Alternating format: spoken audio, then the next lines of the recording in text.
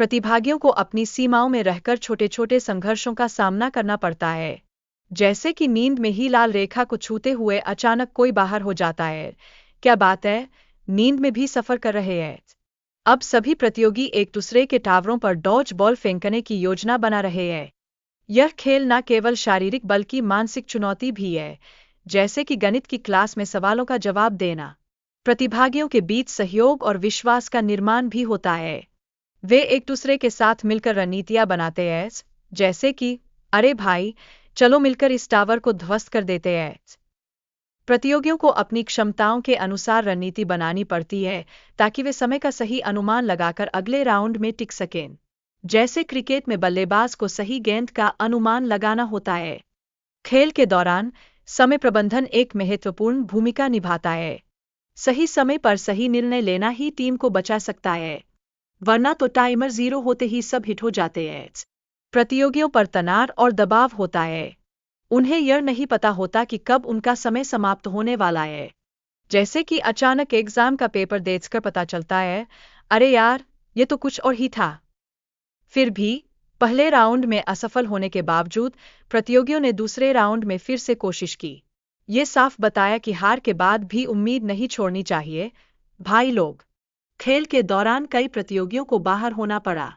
इससे प्रतियोगिता और भी कठिन होती गई और तनाव बढ़ता गया।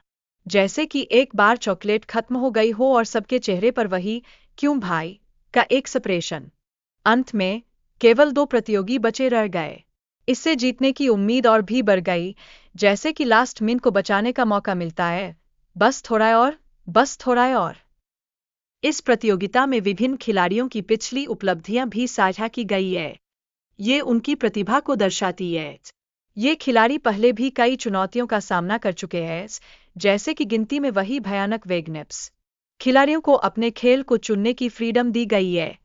यह उनकी सामूहिक निर्णय लेने की क्षमता को परखती है। और हाँ, याद रखें, इनाम की राशि है 500,000। अब तो सब मस्त दिखेंगे, भाई लोग। प्रतियोगिता में एक पैर पर खड़ा होना एक चुनौती है, जो शारीरिक संतुलन और सहनशक्ति की जांच करती है। जैसे जरा सी भी हिलने पर सारे वुस करने लगते हैं। ओमार और रोनी अपनी सहनशक्ति की सीमाओं को पार करते हुए संघर्ष कर रहे हैं। ये दोनों हार मानने के लिए तैयार नहीं है, जैसे कि 2 दोस्तों के बीच "मुझे बर्बाद मत कर" वाला सीन। प्रतिभागियों के बीच एक प्रतिस्पर्धात्मक माहौल बनता है। वे एक दूसरे को प्रोत्साहित करते हैं, जबकि खुद को चुनौती देते रहते हैं। जैसे कि चलो, मैं तुमसे बेहतर कर सकता हूँ।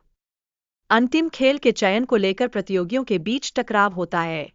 यह निर्णय उनके भविष्य को प्रभावित कर सकता है, जिससे तनाव और बढ़ता है। जैसे कि घरवाले जब कहते हैं, तुमने ये पाया कि या वो। खिलाड़ी लक्ष्य बनाते हैं और एक दूसरे पर निशाना साधते हैं। खेल की रणनीति यहाँ बेहद महत्वपूर्ण हो जाती है। हर किसी को अपने लक्ष्य को भेदना होता है, जैसे कि एक पतंग को काटने की कोशिश करना। जब खिलाड़ी एक दूसरे पर हमले करते हैं, तो माहौल और भी तंग हो जाता है। हर हित से तनाव बढ़ता है, जैसे कि सर्दियों में गर्म कपड़ों में खुद को लपेटना। खेल के अंत में केवल 3 खिलाड़ी बचे रहते हैं, जो जीतने के लिए पूरी कोशिश कर रहे हैं। प्रतियोगिता का तनाव अब अपने चरम पर पहुंच चुका है। जैसे स्कूल में फाइनल के वक्त सभी का मूड। प्रतियोगिता के दौरान जियो और नोआ के बीच करे मुकाबले ने दर्शकों को रोमांचित किया। उन दोनों ने अपने कौशल का भरपूर प्रदर्शन किया, जैसे कि अल्टीमेट गेमर चैलेंज में लोग करने लगते हैं। जियो की जीत ने उनके परिवार को खुशी से भर दिया। उनके पिता के साथ भावनात्मक क्षण ने जीत को और खास बना दिया। जैसे कि देखो बेटा, तुमने कर दिखाया। जियो की यात्रा ने यह दिखाया कि कभी हार नहीं मानना चाहिए। उनकी कठिनाइयों और संघर्ष ने उन्हें इस पुरस्कार तक पहुंचाने में मदद की। और यह तो सच में एक प्रेरणा है।